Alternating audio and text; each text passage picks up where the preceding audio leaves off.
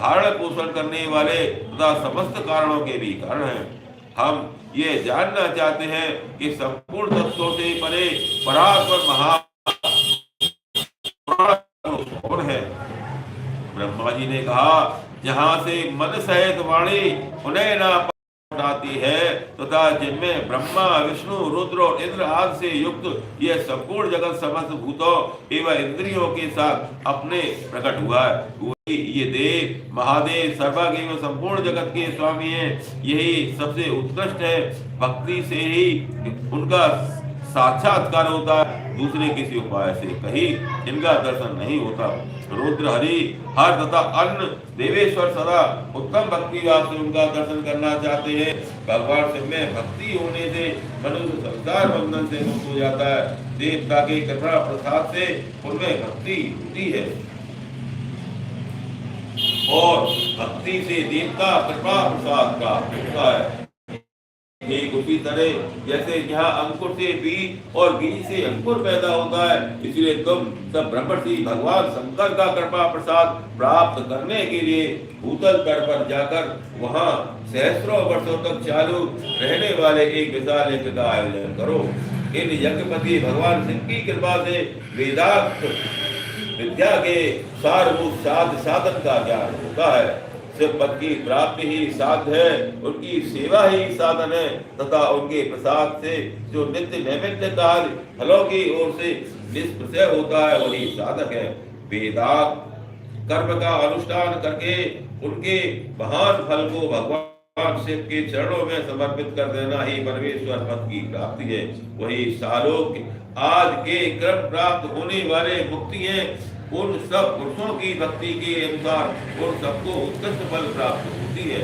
जो भक्ति के साधन अनेक प्रकार हैं, जिनका साक्षात महेश्वर ने प्रतिपादन किया है, उनमें से सारभूत साधन को संक्षिप्त करके मैं बता रहा हूँ। कान से भगवान के नाम गुण और लीला का श्रवण, वाणी द्वारा उनका कीर्तन तथा मन के द्वारा उनका मनन, इन तीनों को महान साधन कहा गया है। तत्पश्चात ये है कि महेश्वर का श्रवण कीर्तन और मनन करना चाहिए। यह श्रुति का वाक्य हम सबके लिए प्रणभूत है। इसी साधन से संपूर्ण मनोरथों की सिद्धि में लगे हुए आप लोग परम साध्य को प्राप्त है। लोग प्रत्यक्ष वस्तु को आंख से देखकर उसमें प्रवृत्त होते, परंतु जिस वस्तु का कहीं भी प्रत्यक्ष दर्शन नहीं होता उसे श्रवणेन्द्रिया द्वारा जान सुनकर मनुष्य उनकी प्राप्ति के लिए चेष्टा करता है। अतः पहला साधन श्रवण ही है। उनके द्वारा गुरु जी के मुख से तत्व को सुनकर श्रेष्ठ बुद्धि वाला विद्वान पुरुष अन्य साधन की मनन की सिद्धि की है।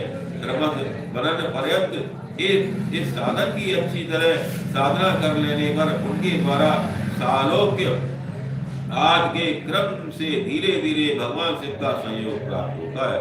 पहले सारे अंगों के रोग नष्ट हो जाते हैं, फिर इस प्रकार का लौकिक आनंद भी विलीन हो जाता है। भगवान शंकर की पूजा, उनके नामों के जप तथा उनके गुण जप विलास और नामों का युक्ति परायण चित्त के द्वारा जो निरंतर परिशोधन का चिंतन होता है उसी का मनन कहा गया है। यह महेश्वर की कृपा दृष्टि से उपलब्ध होता है, उसे समस्त श्रेष्ठ साधनों में प्रधान है, प्रमुख कहा गया है। सूदी कहते मुनीश्वरों, इस साधन का महात्म्य बताने के प्रसंग में मैं आप लोगों के लिए एक प्राचीन वृत्तांत का वर्णन करूंगा, उसे ध्यान देकर आप सुने।